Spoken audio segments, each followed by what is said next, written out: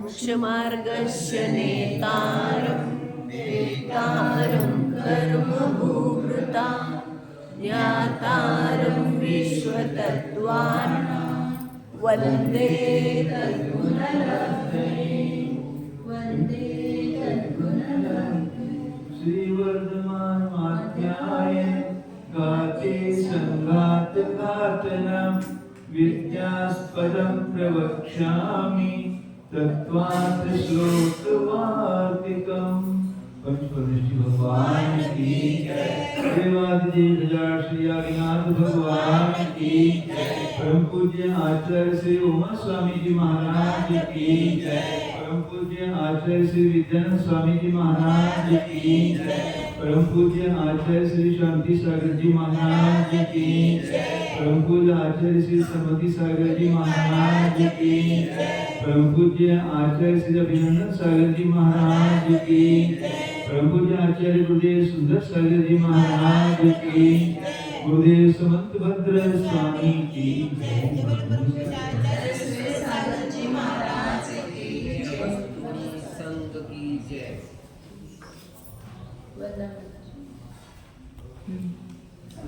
538 page number है।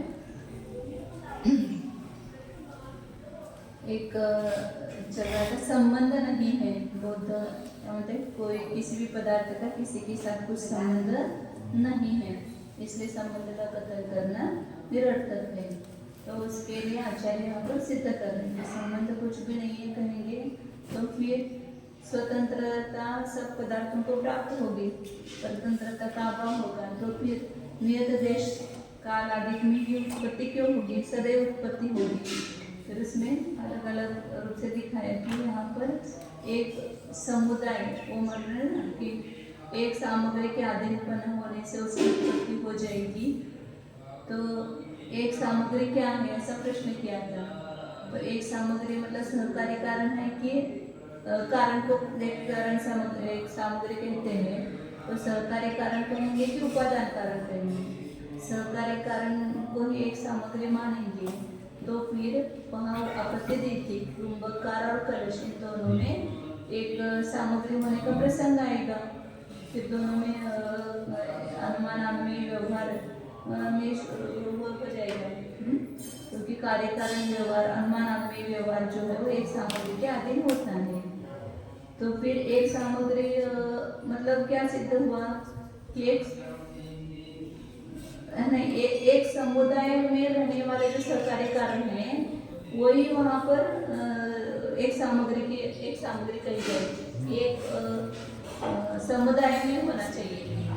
कुलाला और जो इसका उदाहरण दिया था ना कलश का, तो एक समुदाय नहीं है उनका, कुंभकार और ये भिन्न समुदाय का है। ऐसे रस रूप ऐसे समुदाय वो कहते हैं। तो एक समुदायवरती सहकारी कारण ही एक सामग्री होती है, भिन्न समुदायवरती सहकारी कारण एक सामग्री नहीं हो सकती है, ऐसा उन्होंने कहा। तो आचार्य ने कहा कि फिर एक समुदाय मतलब क्या, आप उसके बारे में आगे चल रहे हैं। आप एक समुदाय कह रहे हो तो एक समुदाय का अर्थ क्या है, तो उसका अर्थ आप आगे एक एक लेकर के उसका खंडन कर रहे हैं। साधारण अर्थ क्रिया नियतः प्रविभाग रहिता रूपादयः इति चेत् कथं प्रविभाग रहितत्वम् एकत्व परिणाम अभावे तेषाम् उपपद्यते अति प्रसंगात्। अब आप एक समुदाय का अर्थ क्या करते हो ऐसा पूछा था ना। एक समुदाय का अर्थ यदि साधारण अर्थ क्रिया नियत सामान्य कोई भी क्रिया है अर्थ क्रिया उसमें जो नियत है एक अर्थ क्रिया करने में जो जो नियत है ऐसे रूप आदि जो प्रविभाग रहित है जिसमें विभाग नहीं है विभाग रहित ऐसे जो रूप आदि है उनको एक समुदाय कहते हैं। इति चेत ऐसा कहोगे तो फिर आचार्य पूछ रहे उनको कि कथम प्रविभाग रहितत्वम प्रविभाग रहितपना एकत्व परिणाम अभावे तेषाम् उत्पद्यते। विभाग रहितपना कब होगा, जब वो एकत्व होगा उनमें। जैसे अनंत गुण है उनमें एकत्व है तो उनमें अलग नहीं है, विभाग रहितपना है। तो विभाग रहित आप जो कर रहे हो उसमें एकत्व परिणाम का अभाव मानने पर तेषां कथम उत्पद्यते एक विभाग रहितपना कैसे हो सकता है? यदि उसमें एकत्व परिणाम होगा तो ही उसमें विभाग रहितपना होगा, अविभागीपना अभिन्नपना होगा। एकत्व परिणाम चाहिए ना, फिर रूप आदि में आप एकत्व परिणाम नहीं मानेंगे तो उसमें विभाग रहितपना नहीं हो सकता है। अति प्रसंगात यदि ऐसा मानेंगे बिना एकत्व के भी विभाग रहितपना मानेंगे तो अति प्रसंग दोष आएगा, किसी का भी किसी के साथ विभाग रहितपना हो जाएगा बिना एकत्व के भी, ऐसा प्रसंग आएगा। साम्प्रत्या एकत्व परिणामेन इति चेत् न तस्य प्रतिविभाग अभाव हेतु तो अयोगा। वो बौद्ध कहता है वास्तविक एकत्व परिणाम नहीं लेकिन काल्पनिक समृद्धि का अर्थ काल्पनिक होता है, तो कल्पना से किया गया एकत्व परिणाम हमने कल्पना कर लिया उसमें एकत्व परिणाम के, वास्तविक नहीं है। लेकिन काल्पनिक जो एकत्व परिणाम है उससे उसमें विभाग रहितपना बनेगा।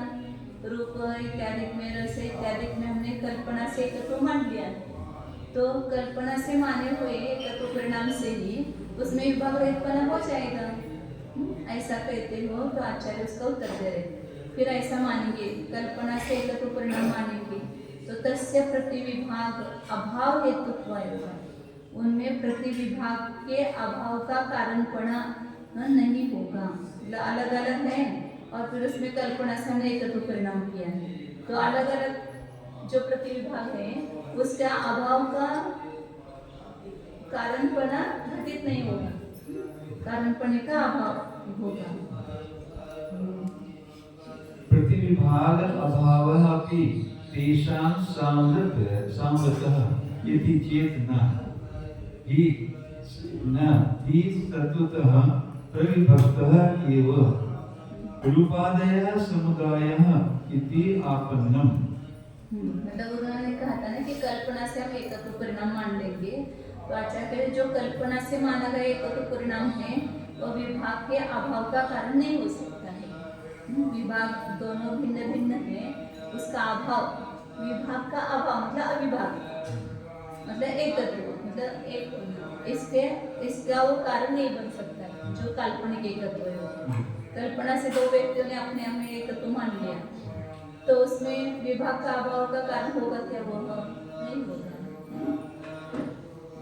दूध और पानी समझो हमने एक मान लिया तो उसमें विभाग का अभाव होगा क्या? विभाग के अभाव का कारण होगा क्या? वो एकत्व नहीं होगा।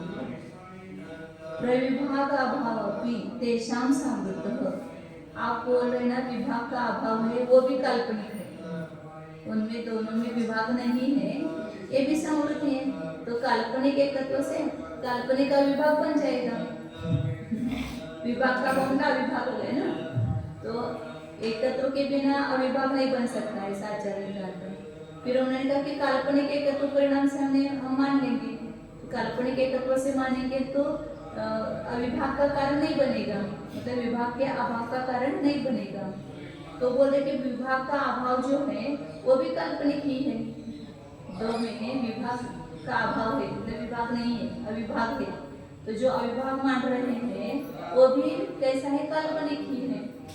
ऐसा कहते तो आचार्य फिर तत्वतः प्रविभक्तः एव रूपादयः समुदायः इति आपन्नम्।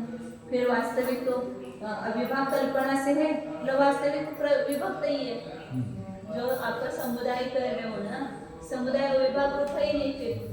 फिर आपने जो कहा कि विभाग रहता रूपादय ऐसा कहा ना ऊपर, तो उसका तो अभाव हो गया, विभक्त वास्तविक तो विभक्त हो गए।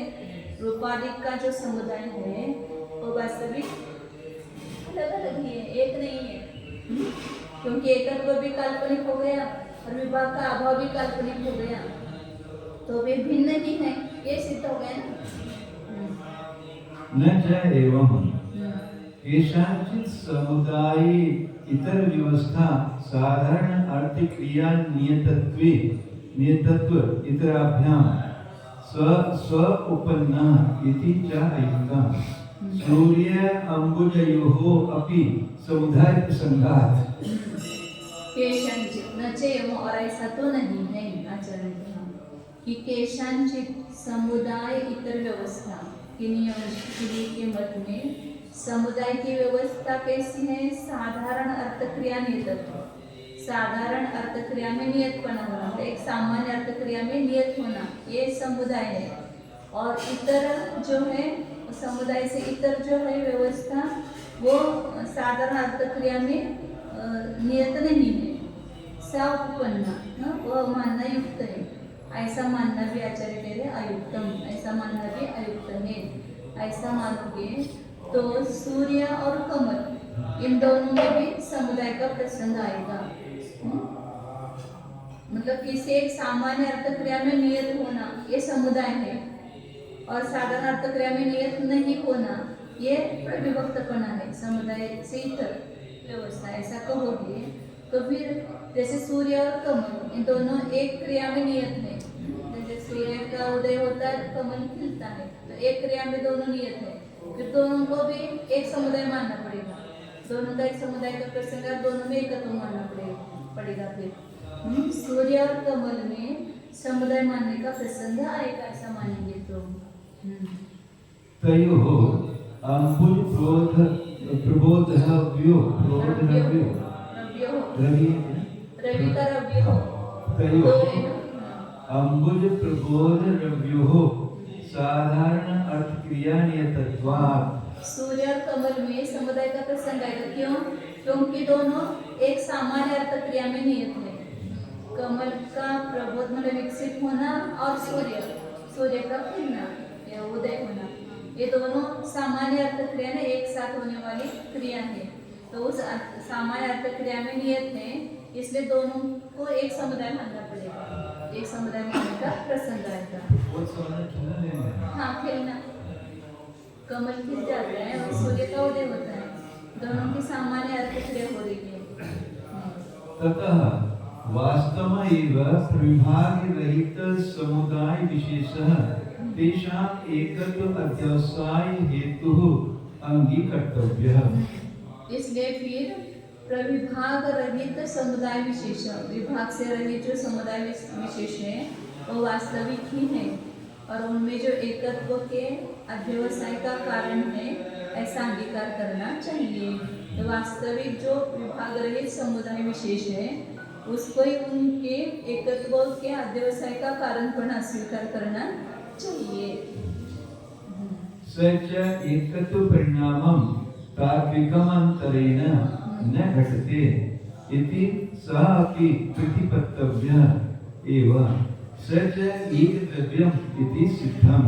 और वो एकत्व परिणाम जो है वो वास्तविक माने बिना घटित नहीं होता है। विभाग का अभाव, विभाग रहितपने का जो समुदाय विशेष है वो एकत्व परिणाम को वास्तविक माने बिना घटित नहीं होगा, और वह तो स्वीकार किया ही है। और वह कौन है? सच एक द्रव्य, और वह एक द्रव्य सिद्ध होता है। विभाग का अभाव जहाँ है और जहाँ एकत्व परिणाम है वो एक द्रव्य ही सिद्ध होता है। हाँ, इसलिए अपने जितने भी गुण हैं और द्रव्य है या पर्याय है, इनमें कौन सा है? एक द्रव्य प्रत्यय शक्ति है ना, तो एक द्रव्यपना है उसमें, भिन्न भिन्न नहीं है, विभाग रहित है। स्वे गुण पर्यायानां समुदाय स्कंध इति वचनात्। आपके भी ग्रंथों में ये बताया है, इनमें ऐसा वचन है। अपना तो प्रमाण उनको नहीं दे सकते, उनकी युक्तियाँ उनके प्रमाण दे करके उनका खंडन कर सकते हैं। आप अपने घर से निकाल करके नहीं ला सकते उसको, उनका खंडन कर सकते हैं। उन्हीं के सामने लेकर के उनका खंडन करना पड़ेगा, वो जो मानते हैं ना उसमें से। तो आपने भी तो ये आपके शास्त्र का भी ये तो वचन है कि स्वगुण पर्याय का समुदाय स्कंध है। तो समुदाय स्कंध मतलब क्या? द्रव्य ही है, एक द्रव्य ही है, ये बात सिद्ध होती है। तो बौद्ध एक द्रव्य मानते नहीं है, इससे उनको एक द्रव्य चारों प्रत्याशक्ति सिद्ध करे आचार्य। द्रव्य प्रत्याशक्ति, काल क्षेत्र प्रत्याशक्ति, काल और भाव, और ये संबंध है, ये प्रत्याशक्ति का अर्थ ही संबंध है, ये सिद्ध करे। तो ये अनेक गुण जो है उनमें द्रव्य प्रत्याशक्ति है, अनेक पर्याय में एक द्रव्य प्रत्याशक्ति है। सामान्य रूप से एक सी हो रही अर्थ क्रिया के करने में नियत और प्रकट हुए विभाग से रहित रूप आदिकों को यदि समुदाय कहोगे, तब तो हम जैन कहते हैं कि उन रूप आदिकों का परस्पर एकम एक हुए परिणाम के बिना परिणाम के बिना विभाग से रहित बना कैसे सिद्ध हो सकेगा? यूं तो अति प्रसंग हो जाएगा। अर्थात एकत्व परिणाम के बिना भी विभाग रहित बना हो जाए तो पानी और चांदी निर्मित रुपये का तथा आकाश आत्मा आदि का भी विभाग रहित बना होकर समुदाय बन जाओ। एक जगह रहते फिर भी उनमें एकत्व परिणाम नहीं है ना, इसलिए इसको अलग अलग मानते ना। हाँ। वो भी अलग अलग द्रव्य मानते ना, आकाश को आत्मा को वगैरह। जैसे कि क्षीर नीर का अथवा दूध बूढ़े का समुदाय बन जाता है। यदि आप बोध कल्पना रूप छोटे स्वभाव स्वरूप से एकत्व परिणाम करके रूप आदिकों का अविभागीपन मानोगे सो तो ठीक नहीं है, क्योंकि उस कल्पना किए गए सामर्थ्य एकत्व परिणाम को प्रकृष्ट विभाग के अभाव का हेतुपना नहीं है। मतलब अविभाग का हेतुपना नहीं है। विभाग के अभाव का हेतुपना नहीं, मतलब अविभाग अपने का हेतुपना नहीं है। यदि उन रूप आदिकों का अविभागीपन भी कल्पित ही माना जाए, ऐसा मानने पर तो वास्तविक रूप से अविभाग युक्त नहीं हुए ही या प्रकृष्टता से विभक्त हो गए ही रूप आदि समुदाय बन गए, यह कथन प्राप्त हुआ। जो वास्तविक एक नहीं है और अलग अलग है, उनका एक समुदाय बन गया, ऐसा अर्थ हो जाएगा। हाँ, यदि कल्पना से किंतु इस प्रकार अतत को तत् कहकर असत्य कथन करना तो युक्त नहीं है। तथा बुद्धों का किन्हीं ही पदार्थों की सामान्य अर्थ की क्रिया में नियतपन और सामान्य रूप से अर्थ क्रिया में नहीं नियतपन से समुदाय और पृथक भाव की यह व्यवस्था करना बन बैठेगा, यह कथन भी अयुक्त है। क्योंकि यूं तो सूर्य और कमल के भी समुदाय हो जाने का प्रसंग होगा। उन सूर्य और कमल को, कमल का खिल जाना और रवि का विकास होना, इनमें सामान्य रूप से रहने वाली विकास रूप अर्थ क्रिया करने में नियतपना हेतु विद्यमान है। इस कारण वास्तविक ही विभाग रहित स्वरूप विशेष समुदाय उन रूप आदि के एक कण को निर्णय करने का हेतु स्वीकार करना चाहिए, और उस वास्तविक समुदाय और वह वास्तविक समुदाय तो परमार्थभूत एकत्व परिणाम के बिना नहीं घटित होता है। इस कारण वह कथनचित तदात्मक हो जाना स्वरूप एकत्व परिणाम भी समझ लेना ही चाहिए, और वह एकत्व परिणति से युक्त वस्तु ही तो एक द्रव्य है, यह सिद्ध हुआ। अपने गुण और अपनी पर्यायों का समुदाय स्कंद होता है, ऐसा अन्यत्र ग्रंथों में वचन है। वही अन्वय रूप से रहने वाला एक द्रव्य है। तथा सती रूप रसियो हो, एक अर्थात्मक यो हो, एक द्रव्य तथा सती ही एव लिंग लिंगी व्यवहार हेतु कार्य कारण भावस्य अपि नियतस्य तद अभावीन उपत्ति संतान अंतर्वत। और वैसा होने पर सब पर्यायों का समुदाय द्रव्य है, ऐसा सिद्ध किया ना ऊपर। तो वैसा होने पर रूप और रस में एकार्थात्मक योग हो, एक पदार्थ बना। रूप अलग पदार्थ और रस अलग पदार्थ नहीं, वैसा बौद्ध अलग लक्षण मानते, रस क्षण अलग है, रूप क्षण अलग है, ऐसा। और उनमें संतान चलती है, रूप में रूप की संतान, रस की संतान ऐसे चलती है। तो ऐसा नहीं सिद्ध होगा। फिर दोनों एक पदार्थ रूप सिद्ध होने से एक द्रव्य प्रत्यय सत्य है वो, उन दोनों में क्या हो गई? एक द्रव्य प्रत्यय सत्य हो गए ना। एक द्रव्य के आश्रय से रहे, उनमें एक द्रव्य प्रत्यय सत्य नहीं करता, एक द्रव्य पण आए दोनों में।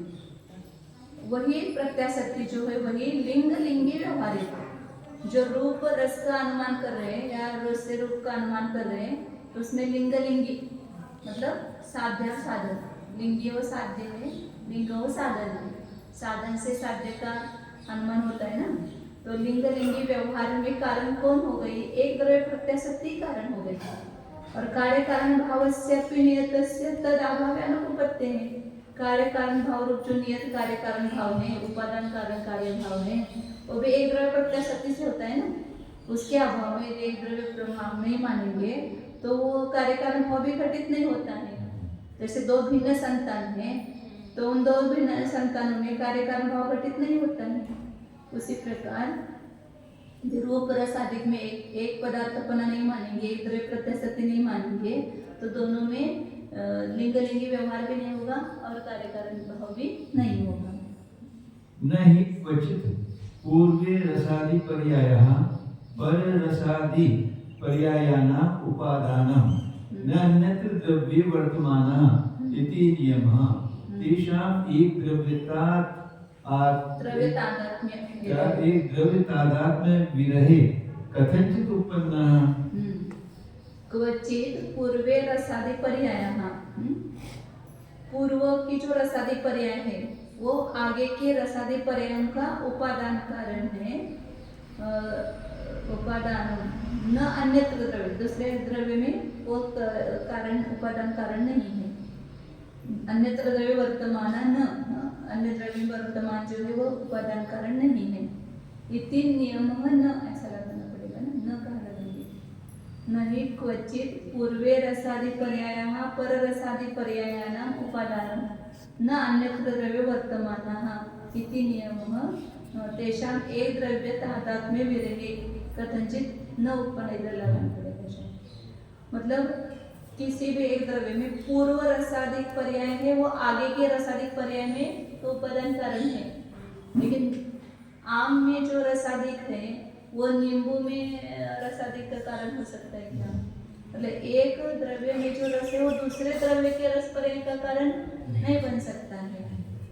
तो इसलिए उनमें एक द्रव्य के तादात्म्य का विरह होने पर, मतलब एक द्रव्य का तादात्म्य नहीं हो, दो द्रव्यों में एक द्रव्य का तादात्म्य नहीं है ना, इसलिए उसमें कथंचित न उत्पन्न, उसमें ये कार्य कारण भाव या लिंग लिंगी व्यवहार नहीं हो सकते हैं, युक्त नहीं है।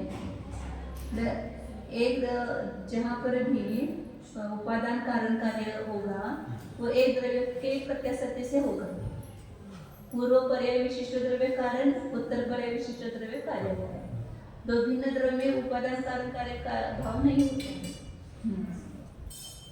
ऐसा होने पर पहले कहे गए एक अर्थ स्वरूप रस और रूप का एक द्रव्य नाम का ही संबंध है और वह एक द्रव्य प्रत्याशक्ति ही रूप रस के साथ रूप रस के साध्य साधन व्यवहार का कारण है। आप बोधों का माना गया अर्थ क्रिया में नियत रहना रूप कार्य कारण भाव भी एक द्रव्य प्रत्याशक्ति नामक संबंध के बिना नहीं बन सकता है। और एक ही द्रव्य का रूप जो है उसके ही द्रव्य का रस का अनुमान करेगा, दूसरे द्रव्य के रस का अनुमान नहीं करेगा। तो ये दोनों एक द्रव्य के आश्रित रहते हैं, इसलिए तो इनमें ये ऐसा साध्य साधन हो सकता है, नहीं तो नहीं होगा। जैसे कि देवदत्त, जिनदत्त आदि दूसरे संतानों के अनुभव, स्मरण, ज्ञान, सुख आदि का परस्पर में कार्य कारण भाव नहीं बनता है। ये पहले उदाहरण दिया था ना, देवदत्त ने अनुभव किया तो जिनदत्त का स्मरण नहीं होगा, देवदत्त का अनुभव देवदत्त के स्मरण का कारण बनेगा। किसी एक द्रव्य में पूर्व समय के रस आदि पर्याय उत्तरवर्ती समय में होने वाले रस आदि पर्याय के उपादान कारण हो जाते हैं, किंतु दूसरे द्रव्यों में वर्त रहे पूर्व समयवर्ती रस आदि पर्याय इस प्रकृत द्रव्य में होने वाले रस आदि के उपादान कारण नहीं है। इस प्रकार नियम करना इन उन रूप आदिकों के एक द्रव्य तादात्म्य के बिना कैसे भी नहीं बन पाता है। नहीं का अन्वय उत्पन्न के साथ करना चाहिए। वो नहीं समझ में आ रहा है नहीं का। हाँ, ये इसमें जो नहीं शब्द, हाँ बराबर है, मुझे भी वही प्रश्न पड़ा था ना। हाँ। इन्होंने वो खुलासा मुझे वो आपके समझ ये न ही है ना, इसका अन्वय कहा जाता ना तद उपपन्न न उपपन्न कैसे उत्पन्न हो सकता है? मुझे ये वाक्य का अर्थ सब मैंने तो नहीं था, मतलब कुछ वाक्य गलत हो गया ऐसा लगा। लेकिन अभी जो मुझे अटक गया था ना वही इसलिए उन्होंने खुलासा किया। अच्छा आचार्य इसको आखिर में रहते नहीं कदाचित नहीं बनना। वो ऐसे वाक्य की रचना की ऐसी पद्धति है ना, पहले ही नहीं ऐसा बोलते हैं। हाँ न उपपन्ना। तो ऐसा होने पर नहीं हो गया तो एकम उपादानम एकः सामग्री इति द्वितीय अपि पक्ष स्वगतानाम असंभाव्य एव नाना कार्यस्य एक उपादानत्व विरोधात्। एकम उपादानम एका सामग्री, जो सहकार्य का पक्ष लिया था ना उसलिए अब दूसरा पक्ष लिया कि उपादान कारण एक किसको कहते हैं कारण, कौन सा सहकारी की उपादान, ऐसा प्रश्न किया था ना। तो सहकारी कारण मानने से क्या आपत्ति थे वो दोष दिया था। अब एकम उपादान, एक उपादान ही और एका सामग्री, वो एक सामग्री है। इस प्रकार दूसरा पक्ष जो है सौगतम को असंभव ही है। क्यों? क्योंकि नाना कार्य से एक उपादान तो विरोध आता, नाना कार्यों में एक उपादानपना का विरोध आता है। अनेक कार्यों का एक उपादान नहीं हो सकता है। यदि पुनः एकम द्रव्यम अनेक कार्योपादानं भवेत् तदा सा एव एक द्रव्य प्रत्याशक्ति ही आयाता रसरूपियो। और आप यदि ऐसा स्वीकार करोगे कि एक द्रव्य अनेक कार्यों का उपादान है, ऐसा स्वीकार करोगे तो फिर ये सिद्ध हो गया कि सा एव एक द्रव्य प्रत्याशक्ति, वही एक द्रव्य प्रत्याशक्ति आ गई। इसमें रूप और रस में, रूप और रस दो कार्य हो गए समझो, और एक द्रव्य दोनों का एक द्रव्य उपादान कारण है, तो उसमें क्या मानेंगे? एक द्रव्य प्रत्याशक्ति माननी पड़ेगी। तो एक द्रव्य प्रत्याशक्ति सिद्ध होती है। मतलब दो गुणों में क्या हुए? एक द्रव्य प्रत्याशक्ति हो। पूर्वोत्तर पर्याय में भी एक द्रव्य प्रत्याशक्ति है और एक पूर्वोत्तर पर्यायों में भी एक द्रव्य प्रत्याशक्ति है, और मतलब उपादान कारण कार्य में एक द्रव्य प्रत्याशक्ति है, निमित्त कारण कार्य में एक काल प्रत्याशक्ति है। इसका जो जैसे जयपुर से खाना चर्चा हुई थी ना, उसमें इसका बहुत बना वर्णन आता है काल प्रत्याशक्ति का। मतलब निमित्त कारण और कार्य में काल प्रत्याशक्ति है। दो भिन्न कार्य हैं तो एक काल में हो रहे हैं, उनकी काल प्रत्याशक्ति है। लेकिन उपादान कारण और कार्य में एक द्रव्य प्रत्याशक्ति होनी चाहिए। हाँ, दो भिन्न द्रव्यों की परिणति एक ही समय में चल रही है, तो काल प्रत्याशक्ति है उसमें, लेकिन द्रव्य प्रत्याशक्ति नहीं है। और उपादान कारण और कार्य में द्रव्य प्रत्याशक्ति है, लेकिन काल प्रत्याशक्ति नहीं है। हाँ, काल प्रत्याशक्ति है।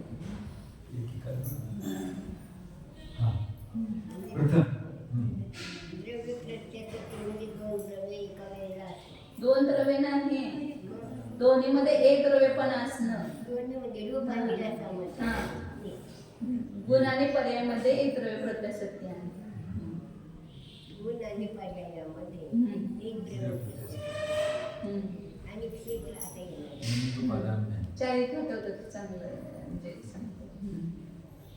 प्रथम सहकारी और उपादान दो पक्ष उठाए थे, उनमें पहले सहकारी कारण का विचार हो गया। अब दूसरे विकल्प उपादान कारण का विचार चलाते हैं।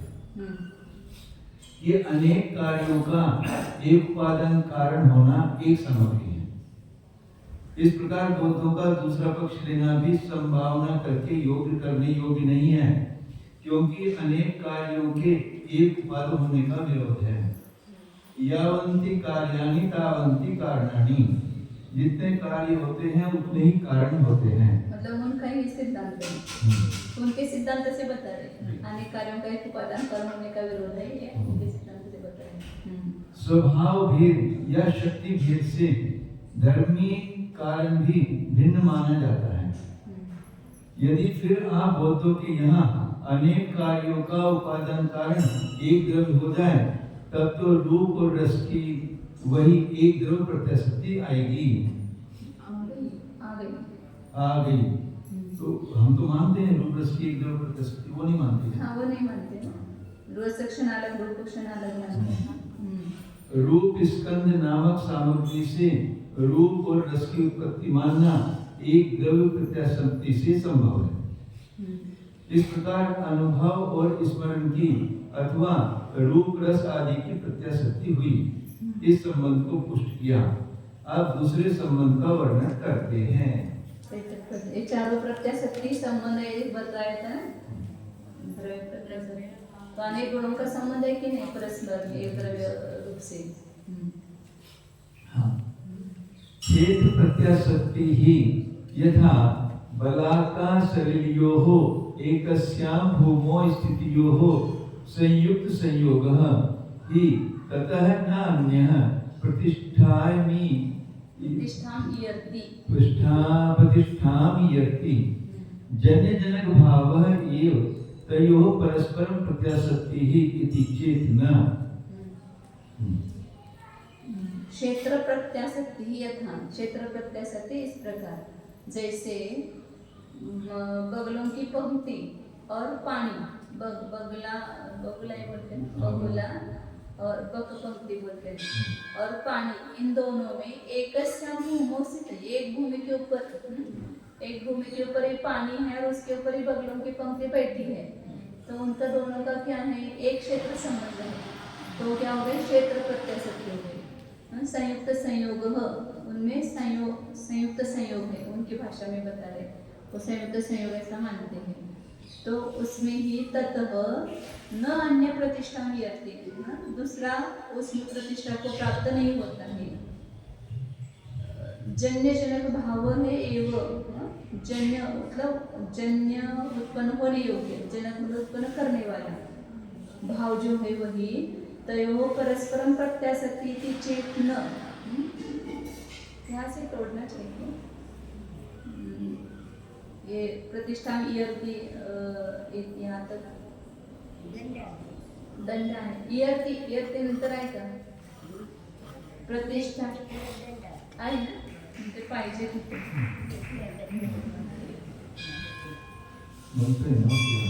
वो उसका संबंध नहीं बनता है ना एक वाक्य का। ये तो पहले हो गया, मतलब कि संयुक्त संयोग है उसको ही क्षेत्र प्रत्याशक्ति जो है कहा है, अन्य जो है वो क्षेत्र प्रत्याशक्ति नहीं है ऐसा कहा। फिर कोई कहेगा कि उन दोनों में जन्य जनक भाव जो है वही परस्पर में प्रत्याशक्ति है, एक उत्पन्न होने योग्य और एक उत्पन्न करने वाला, ऐसा जो दोनों में परत है वही परस्पर में प्रत्याशक्ति है। इति चेत ऐसा कहो तो नहीं, न ऐसा ठीक नहीं है। मतलब सरोवर में वो बगुलों की पंक्ति उत्पन्न हुई, तो सरोवर जन्य हो गया, जनक हो गया, और वो बगुलों की पंक्ति जन्य हो गई, तो इसलिए उनमें परस्पर में प्रत्याशक्ति ऐसा कहोगे नहीं। तो आचार्य उत्तर दे रहे कि अन्य सरह समुद्भूत पढ़ना है, अन्य सरह समुद्भूतायाः परत्र सरसी बलाकायाः निवास संभवात्। अब वो बगुलों की पंक्ति वहाँ है तो उसी सरोवर में उत्पन्न हुए ऐसा कुछ नियम नहीं है ना, दूसरे सरोवर में पैदा हुई और उड़ करके या दूसरे सरोवर में आकर के बैठ गई, तो जन्य जनक भाव कैसे होगा वहाँ पर। आप उन्होंने कहा ना कि जन्य जनक भाव ही उसमें परस्पर प्रत्याशक्ति है, दूसरा कुछ नहीं। तो अन्य सरह समुद्भूताया, हाँ दूसरे सरोवर में उत्पन्न हुई वो बगलों की पंक्ति, परत्र सरसी दूसरे सरोवर में निवास संभव, उनका निवास संभव है, वह उत्पन्न नहीं हुई लेकिन उत्पन्न दूसरी जगह हुई और उस सरोवर में आकर के निवास कर रही है, तो जन्य जनक भाव कैसे होगा उसमें। न एका बलाका पूर्वं सरह प्रविहाय सरोवर अंतरम अधितिष्ठन्ति, सरह अंतरम अधितिष्ठन्ति, काचित् अस्ति प्रतिक्षणं तद्भेदा इति चेत् न कथंचित् तद अक्षणिकत्वस्य प्रतीतेः बाधक अभावात् तद भावान्तत्व अनुपपत्तेः, भ्रांत बनाएंगे तद भ्रांतत्व अनुपत्ति। वो कहता है वो बला का एक थोड़ी होती है, जो एक बगुला है वो पूर्व सरोवर को छोड़ करके दूसरे सरोवर में जा करके रहता है, वो वही नहीं है। अच्छा, हाँ तो मर गया। वो तो पहले का बगुला तो नष्ट हो गया ना, अब दूसरा ही बगुला है ना ये। हाँ, क्षणिकवादी है। पहले का प्रत्येक क्षण की वस्तु अलग अलग है ना, तो जो उस सरोवर में उत्पन्न हुआ बगुला वही इस सरोवर में नहीं है, वो बगुला दूसरा ही हो गया। वही नहीं रहता है। हाँ, आप जब कल थे वो आज नहीं है, या सुबह थे वो आप ही नहीं है, अलग ही है आप, ऐसा मानती है। तो बगुला जो है पूर्व सरोवर को छोड़ करके दूसरे सरोवर को जानने वाला जो है वो एक ही नहीं है। न काचिद अस्ति प्रतिक्षणम तद्भेद, प्रत्येक क्षण उस बगुले में भेद हो रहा है। तो इसलिए पूर्व सरोवर को छोड़ करके आए तो इस सरोवर में अभी है तो ये जन्य हो जाए, जनक हो जाएगा उसका। इति चेत न, ऐसा कहेंगे तो आचार्य कहेंगे कि ये कहना तुम्हारा ठीक नहीं है, क्योंकि कथनचित तद अक्षणिकत्वस्य प्रतीति, उस बगुले में कथनचित अक्षणिकपणे की प्रतीति हो रही है। पर्याय की अपेक्षा से क्षणिकपणा है, लेकिन द्रव्य की अपेक्षा से तो वही बगुला है ना, जो सरोवर में उत्पन्न हुआ तो वही तो यहाँ आया है। तो कथनचित उसमें अक्षणिकपणा की प्रतीति हो रही है, क्योंकि कोई बाधा नहीं उसमें, बाधा का अभाव। कोई भी वही कहेगा कि वही बगुला पढ़ करके यहाँ आया है। तद भ्रांतत्व अनुपत्ति, उसमें भ्रांतपना भी नहीं है। वो बोलते हैं ये भ्रांति है, पहले का ही वो दूसरी वस्तु अनेक क्षण में रहती है, भ्रांति है, ऐसा मानते हो। तो इसमें कोई भी भ्रांतपना नहीं है। शितेः खतिदेशं भेदा एकत्र प्रदेशे बलासः सवियोः अवस्थानात् न एव तत् चेत् प्रत्यासक्तिः इति चेत् न चित्त्यादि अवयविनः तद आधारस्य एकस्य साधनात्। अब वो शंकाकार कहता है पृथ्वी का एक एक प्रदेश अलग अलग है, एक एक प्रदेश में भेद है। पहला प्रदेश दूसरा नहीं, दूसरा प्रदेश तीसरा नहीं है। तो प्रत्येक प्रदेश में भेद होने से एक ही प्रदेश में बलाकार पानी इन दोनों का अवस्थानात नैवत्त क्षेत्र प्रत्याशक्ति, उसमें क्षेत्र प्रत्याशक्ति नहीं बन सकती है। क्यों? मतलब प्रत्येक प्रदेश की अलग है ना, तो दोनों का प्रदेश एक कैसे कहेंगे? प्रत्येक प्रदेश भिन्न है। पानी के प्रदेश जहाँ क्षेत्र है वो भिन्न है, बदल जहाँ रहता है वो क्षेत्र भिन्न है, तो उनमें एक प्रदेश क्षेत्र प्रत्याशक्ति कैसे बनेगी? ऐसा वो बहुत कहता है। तो आचार्य कहते हैं चेत न, ऐसा नहीं है। हम भले प्रदेश भिन्न हो, लेकिन जैसे एक टेबल, एक पृथ्वी ऐसा माना है ना, अवयवी पदार्थ माना है कि नहीं। एक वृक्ष का अलग, सब प्रदेश अलग अलग होते हुए भी उसको एक अवयवी माना है कि नहीं माना है। वैसे पृथ्वी आदि जो अवयवी है उसके आधार से एक से साधन, एक उसको एक पृथ्वी कह सकते हैं। भले प्रदेश भिन्न हो तो भी उसमें जैसे आत्मा के असंख्यात प्रदेश है, प्रत्येक प्रदेश भिन्न होने पर भी उसको एक आत्मापना जैसे सिद्ध है, एक अवयवी है आत्मा। असंख्यात उसके प्रदेश अवयव है और आत्मा एक अवयवी है। जैसे क्षित्यादि का अवयवी है, उनका तद आधार से एक से साधन, तो उसके आधार वह पृथ्वी क्या हो गए आधार, और उसको एक से साधन, उसको एक कहा गया है, एक सिद्ध किया है। न क्या एकस्य अवयविनः नाना अवयव व्यापिनः सकृद असंभव प्रतीति सिद्धत्वात् वेद्यादि आकार व्यापी एक ज्ञान, वेद्यादि आकार व्यापी एक ज्ञान पर एक अवयवी के नाना अवयव में व्याप्त होकर के रहना, एक साथ न होना असंभव नहीं है। एक साथ होना असंभव नहीं है, तो संभव है। तो कोई भी एक अवयवी एक ही समय में अनेक अवयव में व्याप्त होकर के रहता है। ये प्रतीति सिद्धत्व, प्रतीति से सिद्ध हो रहा है। जैसे एक वृक्ष है, वो अपने संपूर्ण अवयव में व्याप्त होकर के रह रहा है। उसकी शाखा है, बुंदा है, शाखा है, फूल है, पत्ते हैं, फल है, सभी में वृक्ष व्यापक होकर के रह रहा है ना, तो एक वृक्ष कहा जाएगा ना, एक अवयवी कहा जाएगा। तो ये प्रतीति से सिद्ध हो रहा है। जैसे आपने भी माना है कि एक ज्ञान माना है, और एक ज्ञान किस में व्यापक है?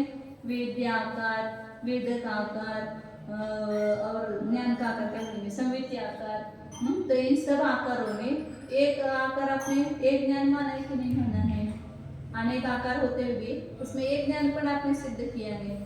ऐसे अनेक प्रदेश में भी एक अवयवीपन की अपेक्षा से एक पना सिद्ध होता है। मतलब अलग प्रत्येक प्रदेश अलग है तो पदार्थ अलग अलग नहीं है, एक ही पदार्थ के अनेक प्रदेश होते हैं, तो उसमें एक अवयवीपना एक पदार्थपना सिद्ध होता है। मतलब संयोग संबंध को क्षेत्र प्रत्याशक्ति कही, दो द्रव्यों की एक क्षेत्र प्रत्याशक्ति। जैसे अब छह द्रव्यों की क्षेत्र प्रत्याशक्ति है, यहाँ जो काल द्रव्य है उसकी, यहाँ का जो धर्म द्रव्य अधर्म द्रव्य अपना जीव द्रव्य, इसमें क्या है? क्षेत्र प्रत्याशक्ति। शरीर आत्मा की भी क्या है? क्षेत्र प्रत्याशक्ति।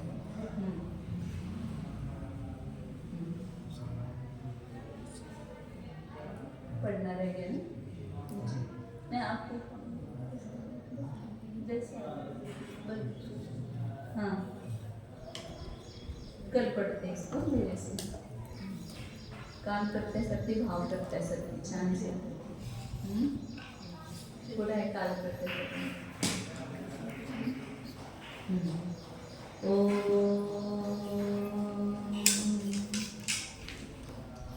जानिए अपने एक अखंड द्रव्य को जानिए।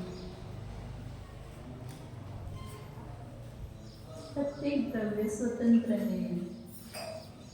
मेरा जीव द्रव्य इन पुद्गल आदि द्रव्यों से स्वतंत्र है और प्रत्येक द्रव्य अपने अनंत गुण और अनंत पर्यायों का एक आधार है। मैं अनंत गुण पर्यायों का एक समुदाय रूप द्रव्य हूँ। पूर्ण वस्तुत्व को पकड़े, एक एक गुण पूरी वस्तु नहीं है, वो वस्तु का एक अंश है और उन सब गुणों में व्यापक, सब कालक्रम से होने वाली पर्याय में व्यापक एक द्रव्यपना है। उस अपने एक द्रव्य को ग्रहण करो, जानो, उसका अनुभव करो। उस एक द्रव्यपने की प्रतीति से ही सम्यक दर्शन प्रकट होगा।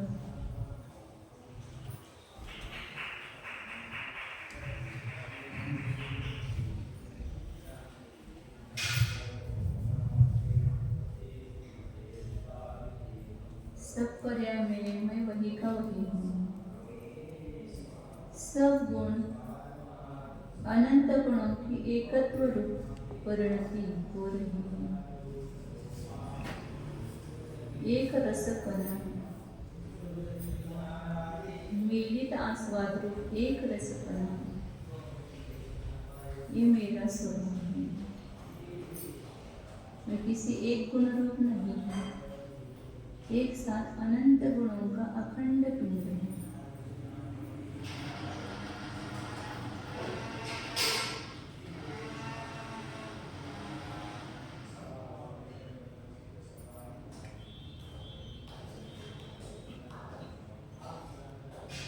प्रमाण की विषय एक अखंड वस्तु, सामान्य विशेषात्मक वस्तु, शुद्ध नय के द्वारा दिखाई गई वस्तु, उसको अपने प्रत्यक्ष प्रमाण ज्ञान के द्वारा जानिए।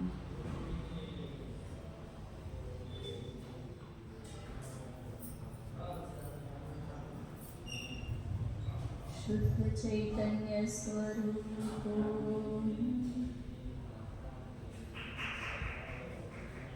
अनाद्यनंत चैतन्य स्वरूप विज्ञान गण स्वरूप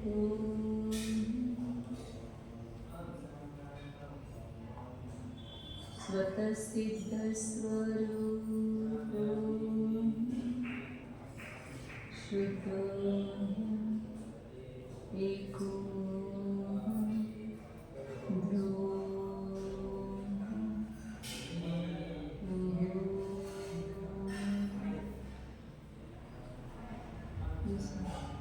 No.